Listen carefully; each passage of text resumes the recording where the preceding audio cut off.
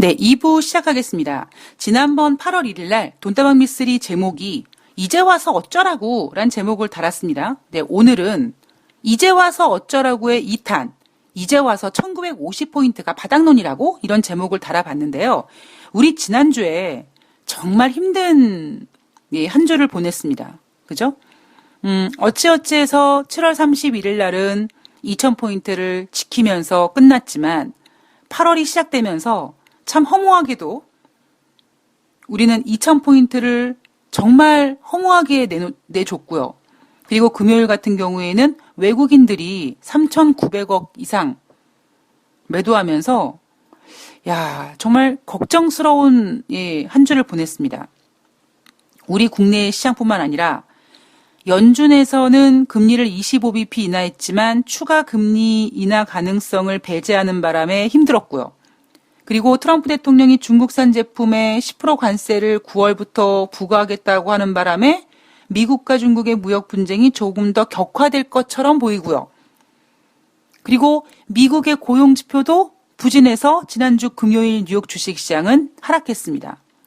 아마 오늘 8월 5일 우리나라 주식시장은 지난주 금요일 날 미국 주식시장의 부진을 또 온몸으로 또 겪어내야 될지도 모르겠습니다. 지난 한 주 동안 정말 힘든 시장을 보냈고요. 그리고 그만큼 이슈도 많았고요. 심리적으로 위축됐던 부분도 많았습니다. 우리는 어떠한 위기를 겪으면요. 이성을 잃죠. 정신이 없어요. 그런데 시간을 조금 두고 보면 다시 한번 곱씹게 됩니다. 지금 어떤 상황이지? 지금 어떻게 된 거지? 그리고 이제 그런 고민을 하면서 앞으로 어떻게 될 거지? 뭐라는 그런 어떤 전략을 세우게 되는데요. 지난주 정말 힘들었던 한 주를 보내고 과연 전문가들은 지난주에 있었던 상황을 가지고 어떻게 분석하고 어떻게 전략을 해놓는지 그 이야기를 지금부터 해드리도록 하겠습니다. 자, 우선 미국과 중국의 무역 분쟁에 대해서 월스트리트 저널이 어떠한 분석과 어떠한 전략을 내놓았냐면요. 일단은 중국을 디스하는 쪽으로 가고 있습니다. 그동안요, 전 세계 경제 성장 엔진으로서 중국이 리드했잖아요. 근데 중국의 위상이요, 급격히 지금 약화되고 있거든요. 라고 하고 있습니다. 자, 2008년 세계 금융위기 이후에 가장 큰 힘을 낸 것은 바로 중국의 재정 확대였다. 저는 이 부분에서 월스트리트의 뒤통수를 한 대 이렇게 갈겨주고 싶습니다.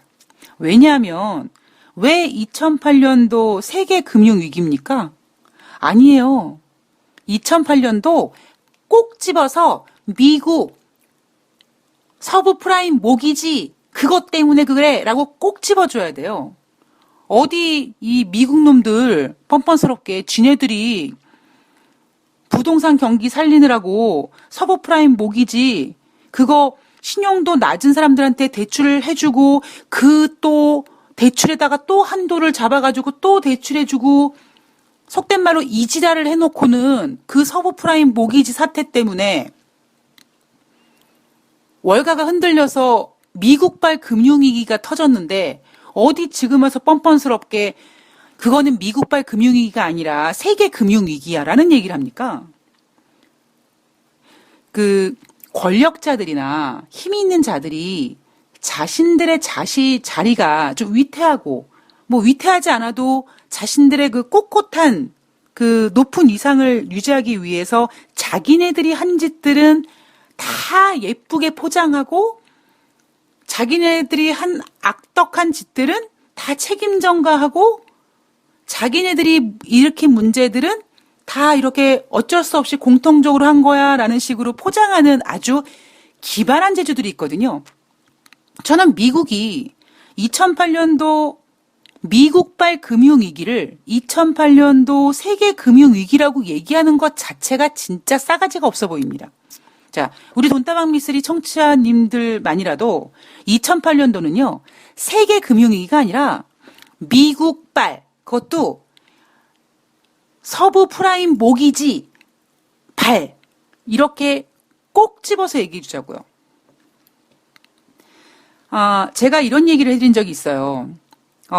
지금 미국과 중국의 무역 분쟁이 미국으로 하여금 정말, 꼿꼿함을 보여주는, 예, 자존심을 지켜야지 되는 그런 전쟁일 수밖에 없는 이유가 미국이 2008년도에 금융위기가 발생됐거든요. 근데 미국이 여러분, 미국의 월스트리트의 금융 역사가 몇백 년 된 역사라고요. 미쓰리가 지금 중국발 금융위기를 걱정하는 이유가 중국은 사이즈는 되게 커졌는데 시스템 자체가 너무 부실하다 보니까 뭔가 그런 것들을 위기를 한번 겪음으로써 이렇게 청소하고 뭐 좀 정리 좀 하고 그리고 어찌 보면 금융위기가 발생됨으로써 그 문제점들을 다 보완하면서 금융시장이 커질 수밖에 없거든요. 우리도 마찬가지잖아요. 뭐 IMF 혹은 그 이후에 아니면 최근에 아마 삼성증권에서 그 배당주 사고 이후에 삼성증권은 그런 사고 발생될까봐 시스템 점검을 얼마나 열심히 해야 되겠습니까? 그것처럼 인간은 어떤 문제가 터져야지만 한번 점검하고 정리하고 교통정리를 합니다. 그런데 2008년도 미국발 금융위기가 터졌을 때 꼭 집어서 미국발 서부 프라임 모기지 사태가 터졌을 때 그때 중국은 쭉쭉 빵빵 성장을 하고 있었을 때거든요. 그래서 제가 지난번에 그 월스트리트라는 책을 여러분들께 추천도서로 소개시켜드렸던 이유도 책 내용도 중요하지만 미국 월가에서 금융위기가 터지자마자 중국에서 관영방송 CCTV가 카메라를 들고 월스트리트에 가서 미국의 그 금융위기를 분석하는 다큐멘터리를 10부작을 만듭니다. 제가 무슨 생각을 하면서 비행기를 타고 월가로 날아갔을까요? 이런 이야기 해드렸잖아요. 그때 그런 얘기를 해드렸던 것처럼 그때 미국이 금융위기를 겪었을 때 중국은 미국이 금융위기를 겪든 말든 그냥 지네 성장을 막 이뤘습니다. 미국 입장에서는요, 엄청나게 쪽팔린 거예요. 여러분 생각해 보세요.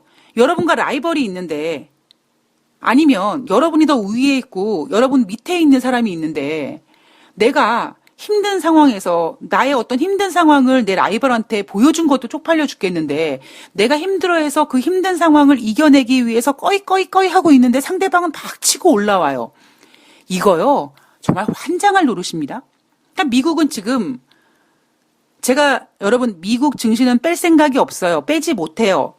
그리고 걔네들은 뭐 어떻게 해서든지 자존심을 지키려고 해요라는 이유가 바로 이거거든요. 만약에 중국이라는 나라가 없다면 정말 독불 장군인 미국은요. 그래 우리 경제 안 좋아. 뭐 이렇게 인정했을 수도 있어요. 우리 경제 안 좋은데 어쩔래. 뭐 우리 경제 안 좋은데 니네가 무슨 뭐 우리 치고 올 거야? 이런 여유가 있을 텐데 지금 미국은 중국이 저렇게 자기네 금융위기 동안에 성장한 모습이 불편하거든요. 그러니까 지금 미국은 자기네들이 경제지표가 안 좋다, 뭐가 안 좋다 이런 얘기를 인정하지 못한다는 겁니다. 그리고는 누구를 깝니까? 중국을 까죠. 니네 안 돼 이제. 틀렸어. 그동안에는 그냥 성장한 건데 앞으로는 틀렸어. 이렇게 계속 까대고 있는 거예요. 자, 고도 성장에 따른 중국의 구조적인 문제들이 더 이상 중국이 막 세계 경제 성장 엔진으로 어떤 중국의 위상이 커질 수 있는 거는 어려울 것 같다라고 얘기합니다. 누가요? 월스트리트 저널이요. 자, 거기에 대한 근거로는요. 중국의 2분기 경제 성장률을 제시합니다. 자, 2분기 중국 경제 성장률이 1992년 이후에 30년 만에 지금 가장 낮은 성장률을 기록하고 있어. 그리고 지금 우리 미국이랑 무역 분쟁 중이거든? 중국이 지금 저렇게 돈을 풀면서 시간 끌기를 하고 있지만 중국이 언제까지 버틸 수 있을까? 뭐 이런 지금 생각을 갖고 있는 게 바로 미국입니다. 그리고 또 하나, 전 세계 GDP 경제 성장률 중에서 수입이 차지하고 있는 비중이 점점점 낮아진다는 거죠. 그 이유는 뭐냐면 세계화가 이제 위축된다는 겁니다. 자국의 지금 이기주의가 팽배하죠. 그러다 보니 다른 나라에서 중국 제품을 막 수입하고 이제 그러지 않고 중국 제품 안 쓰고 그냥 자급자족하고 이런 분위기, 탈세계화 분위기가 진행되기 때문에 수출을 해서 경제를 부흥시켰던 중국은 이제 어느 정도 한계에 부딪힐 것이다라는 이야기를 내놓고 있는 거죠. 자, 즉 이 얘기는 지난주에 트럼프 대통령이 중국 제품 3천억 달러에 대해서 9월 1일부터 10% 관세 부과를 이제 발표했을 때 시장에서 중국은 시간 끌기를 하고 있다라고 얘기하고 있기 때문에 일단 미국은 언론 플레이를 통해서라도 중국 죽이기를 해야죠. 그리고 두 번째, 우리 국내 증시로 좀 돌아와 보면은요, 우리 국내 증시 지난주에 힘들었습니다. 왜 힘들었어? 일본이 화이트리스트에서 한국을 배제하기로 해서 말이지, 그래서 2000포인트 이탈했어 라고 얘기합니다. 제가 그랬죠? 미쓰리랑 아베 총리랑 친구가 아니에요. 그런데 미쓰리는 7월 말에, 그러니까 7월 달에 썸머랠리 없다라는 것도 맞췄고요. 제가 맞췄다라는 표현 얘기하기는 좀 쑥스럽지만 맞췄고요. 그리고 2000포인트 이탈될 거라는 건 기본적인 생각이었습니다. 그거는요, 화이트리스트 사태가 없어도 그렇게 될 수밖에 없는 상황이었어요. 그런데 증권사들은 지네들이 7월달 썸머랠리를 얘기해 놓고는 그게 안 되니까, 안 된 이유가 일본이 화이트리스트에서 우리나라를 배제했기 때문이에요 라고 얘기하는 거죠. 저는 그렇게 생각하지 않습니다. 네. 자, 어쨌든지 간에 그들의 얘기를 좀 들어보면 일본이 화이트리스트에서 한국을 배제하기로 해서 7개월 만에 대한민국 코스피 시장이 2000포인트를 이탈했다. 자, 그런데 그러면 어떤 상황이에요? 어떻게 될 거예요? 앞으로? 나 무서워 죽겠어요. 그러면 지금요, 그러니까 일본의 한국에 대한 수출 규제를 포함해서 그리고 지난주에 발표됐던 중국산 제품의 3천억 달러에 대한 관세 부과, 즉 미국과 중국의 무역 분쟁, 뭐 이런 것들, 그리고 2분기 기업 실적 악화, 이렇게 메가톤급 악재들이 다 튀어나온 상태입니다. 즉 그 얘기는 한꺼번에 메가톤급 악재가 다 시장에 반영된 상태입니다. 만약에 지금 상황에서 추가 조정을 만약에 받는다면 1950선까지는 밀릴 가능성이 있으나 그보다 더 내려가지는 않을 거라고 보고 있습니다. 제가 그렇게 보고 있는 게 아니에요. 증권사들이 보고 있는 거예요. 자, NH투자증권은 코스피 하단 1950포인트를 제시했습니다. 신영증권은 밸류에이션을 감안했을 때 지금 코스피 지수 때는요, 2007년도 금융위기 수준이라고 합니다. 지금 밸류에이션 따위가 뭔 상관이 있대요. 제가 이거 되게 써먹고 싶어서 이게 뭐냐면 이 코빅 프로그램에요. 그 개그맨 홍윤아 씨인가요? 홍윤아 씨가 막 요즘 밀고 있는 유행어가 있어요. 순서가 뭐가 중요해요 이거거든요. 근데 이걸 어떻게든 한번 방송에서 써먹을까 고민하고 있는데 밸류에이션이 뭐가 중요해요 이렇게 한번 써보도록 하겠습니다. 그러니까 하이투자증권에서는 4분기면 여러분 언제입니까? 10월달, 11월달, 12월달입니다. 그 3개월 동안 경기가 바닥, 그리고 증시 반등 가능성이 있다고 합니다. 3분기 바닥론을 제시했던, 그리고 대한민국 증시가 7월달에 썸머랠리를 이룰 건데 그 이유는 뭐냐면 올해 상반기 동안 글로벌 증시보다 부진했기 때문에 7월 달에는 썸머랠리가 될 거라고 전망했던 삼성증권은 3분기 실적 개선 가능성이 높은 종목에 투자라고 합니다. 예. 증권사들이 지금 공통적으로 제시하고 있는 의견들은 뭐냐면 투자자 여러분들 증시를 떠날 생각하지 마세요. 지금 증시를 떠날 국면은 아니에요. 그렇죠? 증시를 투자자들이 떠나면 증권사가 망합니다. 그러니까 증권사 입장에서는 어떻게 해서든지 투자자들이 자금을 빼지 못하게 막아야 됩니다. 자, 그리고 지금 당장 반등 시점을 분석하기도 어려운 상황이다. 이거는 인정. 그리고 지금은 방어적 투자 전략을 수립하는 것에 올인을 해야 된다라고 합니다. 이제 와서 살 현금이 없다니까요, 개인들이. 미쓰리가 열심히 방송을 통해서 여러분, 좀 쥐 오줌만큼이라도 좀 이렇게 현금화하세요. 이렇게 해서 돈다방 미스리 청취자 여러분들이 현금을 만들어놨어. 그 현금을 지금 증권사가 뭐하라 그래요? 방어적 투자 전략에 올인하래요. 방어주 사래요. 배당주 사래요. 저요? 제 생각이요? 저는 그닥 그렇게, 별로. 자, 증권사들이 금, 달러 등 안전자산을 사라고 하고요. 미쓰리가 1200달러 아래에서 국제 금값 그때 샀어야 된다고 얘기하잖아요. 지금 1400달러에서 굳이 이렇게 비싼 가격을 주고 살 필요가 있겠습니까? 그렇게 살 바에는 그냥 현금 갖고 있는 게 장땡이지. 자, 그리고 주식하려면 배당주, 자산주를 사라. 이렇게 얘기하고 있습니다. 제 생각은요, 저도 개뿔도 모르고, 제가 점쟁이 빤스를 훔쳐입은 것도 아니고, 그런데 제 생각은요, 제가 그동안 경험에 미루어 보아, 증권사들은 지금 1950포인트가 바닥론이라고 제시하고 있죠. 근데 저는 생각이 다른 게, 지난주 금요일 날 1998포인트였었거든요. 그러면 1950포인트가 되기 전에, 1960이든 1970이든 1965든 그 선에서 반등할 겁니다. 2000포인트 넘어갈 거라고요. 그러면은 증권사들이 또 뭐라고 할까요? 그때도 1950포인트 바닥론 얘기할까요? 아니죠. 그때는 다시 2000포인트 지지선 얘기할 겁니다. 어떻게 하냐고요? 미쓰리가 장사 원투데이 해보나요? 20년 동안 이 바닥에 있으면서 변치 않은 사이클이라니까요. 패턴이라니까요. 지금 1998포인트 상황에서 봤을 때 1950포인트까지 밀릴 가능성이 당연히 있죠. 그러나 1950이 바닥은 아닐 겁니다. 저는 그 바닥을 더 이하로 보고 있거든요. 그런데 시장은요. 어찌 보면 여러분들도 마찬가지지만 주식시장은 항상 여러분들과 밀당을 하거든요. 그럼 여러분들이 1950이라는 생각을 하잖아요. 주식시장이 절대 1950포인트를 바닥을 주지 않습니다. 한 1960, 70 그쯤에서요. 기가 막히게 반등을 해서 2000포인트를 회복합니다.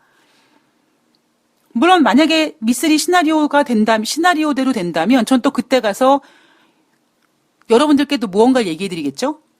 그런데 증권사들은 그러겠죠. 2000포인트 회복하는 동시에 또 2000포인트가 바닥이 될 거라는 얘기를 할 겁니다. 네, 여러분 그런 내용 참조하시고요. 자, 이번 주에 KF투자증권은 1980에서 2030포인트 관망 심리가 우세한 시장 상황이 이어질 전망이다. 하나금융투자증권에서는 1980에서 2030 암중 모색, NH투자증권은 1980에서 2070까지 주식시장이 싫어하는 막연한 불안감 이렇게 제목을 달아놨고요. 상승 요인으로는 주요국 통화정책 완화, 인플레이션, 기대심리 회복 전망, 개풀 뜯어먹는 소리고요. 자, 하락 요인으로는 대외정치 및 정책 불확실성, 2분기 실적 시즌 진행, 그리고 일본 수출 통과 지연 우려입니다. 저는 증권사들이 제시한 이런 이유들 이번 주 주식시장에서 반영될 거라고 생각하진 않고요. 자, 이번 주에 빅 이슈를 좀 보면은요. 우선 증권사들은 9월 초에 예정되어 있는 미중 무역 협상까지 시장은 크게 움직이지 않고 단기적으로 이렇게 딱 상단 하단을 잡아놓고 박스권에서 움직일 것이다라고 보고 있습니다. 그 이유로는 경제 지표가 특히 이번 주에는 별로 나올 만한 게 없다. 따라서 당국자 발언에 대해서 즉 트럼프가 무슨 얘기를 할지 베이다이어에서 회의를 마친 시 주석이 무슨 얘기를 할지 아베가 무슨 얘기를 할지 이런 이야기들에 좀 집중될 거라는 거죠. 그리고 이번 주에 이제 우리 연준 우리가 아니죠. 굳이 연준을 우리라고 얘기할 필요는 없고요. 세인트루이스 연방은행 총재라든가 시카고 연방은행 총재들의 연설을 통해서 지난번에 제롬 파월 연준 의장이 금리를 인하하고 추가 얘기 안 했는데 혹시나 이런 기대를 실어줄 가능성이 있죠. 특히 뼛속까지 비둘기인 세인트루이스 연방은행 총재 연설이 준비되어 있다 보니까 시장은 그리고 어제 방송에서 말씀드렸죠. 지금 IB 투자은행들은요. 연준이 지난번 7월 달에 금리를 인하하고 다시는 안 할 것처럼 얘기한 거에 대해서 콧방귀를 끼고 있어요. 웃기지만 니네가 안 하고 백이냐 이런 생각을 갖고 있기 때문에 다시 시장은 어이 연준 니네 금리 인하할 거지? 라는 것 쪽으로 밀어붙일 가능성이 높습니다. 게다가 지금 지난주에 나온 고용지표가 부진했거든요. 그래서 아까 증권사들이 상승 요인, 하락 요인 이렇게 얘기했습니다만 저는 오히려 이번 주에는요. 연준 의원들, 특히 이번 주에 제일 첫 번째 스타트를 끊어주는 세인트루이스 연방은행 총재의 발언을 통해서 시장은 다시 뭐 이번에 9월 17일부터 18일까지 혹은 10월 말, 9월 아니면 10월 달에 연준이 또 금리 인하를 할 것이다라는 어떤 기대에 힘을 실어줄 가능성이 높습니다. 저는 그렇게 생각을 하고요. 그리고 증권사들은 보수적인 관점을 유지해야 된다고 얘기했죠. 중소형주보다는 지수 관련 대형주를 사야 된다. 안 된다니까요. 이건 진짜 비겁한 변명이라고요. 이건 이거예요. 여러분, 제가 진짜 요즘에 중소형주, 뭐 흔히 얘기하는 미쓰리가 얘기하는 뭐 프로들의 장이라고 하는데 제가 프로가 아니어서 잘 모르겠고요. 대신 여러분 현금 있으면 주식시장을 떠나지 마시고 현금 팔 생각하지 마시고요. 삼성전자 망하겠습니까? 현대차 망하겠습니까? 그냥 사세요. 이거거든요. 그리고 여러분, 제가 증권사 다닐 때 이렇게 영업을 했어요. 제가 이런 얘기하면서 참 쪽팔리지만 어쩔 수가 없이 얘기를 좀 하겠습니다. 저도 이렇게 영업했던 적이 있거든요. 고객들이 현금을 갖고 있어요. 이주임, 나 시장이 안 좋아서, 나 그냥 빼가지고 나 그냥 은행에 넣을래. 이러면 바지가랭이를 붙잡고 늘어지죠. 지금 삼성전자, 현대차, 유한양행, 사셔야죠. 이런 저가에 사야지. 이렇게 하면서 계좌 출금을 못하게 막습니다. 그런 거를 감안하시면서 증권사들이 하는 얘기들을 잘 들으셔야 돼요, 여러분. 아셨죠? 자, 그리고, 이번 주에 미국에서는요, 뉴욕 증시는 휴가철로 인해서 거래가 한산해진 가운데 어닝 시즌도 마무리가 돼서 별다른 모멘텀 없이 조정 국면이 이어질 가능성이 높다라고 보고 있습니다. 이번 주에 발표될 미국의 지표가 지난주에는 ISM, IHS 제조업 PMI 지표가 발표됐죠. 이번에는 ISM과 IHS에서 발표하는 서비스업 PMI 지표가 발표됩니다. 제가 그랬죠. 서비스업 PMI 지표는 제조업 PMI보단 숫자가 좀 높아요. 그러니까 제조업 PMI가 만약에 50.0이다. 그러면 서비스업 PMI는 한 51 정도에서 수치가 조금 높게 발표됩니다. 그리고 이번 주에 중국에 좀 집중될 가능성이 높거든요. 그러니까 중국 경제 지표에 집중될 가능성이 높습니다. 특히 뭐가 있냐면 8일 날 수출액과 수입액이 발표가 되고요. 그리고 7월 달 소비자 물가 지수가 발표가 됩니다. 그리고요. 미쓰리가 늘 체크해 드리는 7월 달 중국의 외환 보유액이 발표가 되는데요. 7일 날 발표가 됩니다. 그런데 지금 인민은행이 7일 날 공개하는 외환 보유액은 전달보다 70억 달러 줄어든 3조 1130억 달러를 기록할 것이라는 관측이 나오고 있습니다. 돈다방 미쓰리가 지금 중국 외환 보유고 쭉 계속 여러분들께 정해드리는데 이제 우상향으로 증가하고 있습니다. 그랬을 때 이번에는 70억 달러 줄어든 3조 1130억 달러가 된다. 만약에 시장 예상은 전월 대비 감소할 거라고 예상했는데 전월 대비 증가한다면 또 미국은 열받고 또 중국 증시는 또 이거 가지고 반등할 가능성을 또 우리가 생각해 봐야 될 것 같습니다. 이번 주에는요, 아까 증권사들이 얘기했던 것처럼, 중국의 소비자 물가 지수, 그리고 외환 보유고, 7월 달 미국의 서비스업 PMI 지표, 요 정도가 가장 중요한 지표고요. 그리고 우리나라 같은 경우에는 8월 8일 날 옵션 만기일, 이 정도가 중요합니다. 미쓰리가 말씀드렸죠? 증권사들은 이번 2000포인트를 이탈하고 1950포인트까지 내려가서 1950포인트 이하로 빠지진 않을 것이다 라고 전망하고 있지만 미쓰리는 이 전망이 이번 주 전망이라고는 생각하지 않습니다. 그러나 어쨌든 미쓰리 생각은 1950포인트까지 즉 그들이 외치는 바닥론이 되기 전에 1970이든 1980이든 반등할 것이다. 그리고 다시 2000포인트로 회복할 것이다. 그러면 증권사들은 다시 바닥을 1950으로 잡지 않고 2000포인트로 잡을 것이다. 라는 것이 미쓰리가 생각하고 있는 생각입니다. 자, 지난주 너무나 힘든 증시를 좀 보내셨는데요. 이번 주 물론 오늘 8월 5일 오늘은요. 지난주 금요일 날 뉴욕 증시가 하락했기 때문에 일단은 상황이 그렇게 뭐 좋지는 않겠지만 그래도 지금 증권사들이 제시하는 1950포인트 물론 미쓰리는 1950이 바닥이 아니라 더 이하로 갈 수도 있다고 생각하지만 미쓰리가 지금 주장하고 있는 내용은 고점에서 더 갈 거라고 하면서 팔지도 못하게 하고 더 사라고 했던 그들이 지금 와서 보수적으로 임하라고 얘기하고 지금 와서 우량주 매수하라고 얘기하고 지금 와서 1950포인트까지 여러분들 눈높이를 낮추셔야 됩니다라고 얘기하고 있습니다. 그들이 얘기했던 대로만 다 됐다면 물론 애널리스트들이 쓰는 이런 내용들이 개인 투자자분들을 위한 건 아닙니다. 그러면은 우리 이렇게 생각해야죠.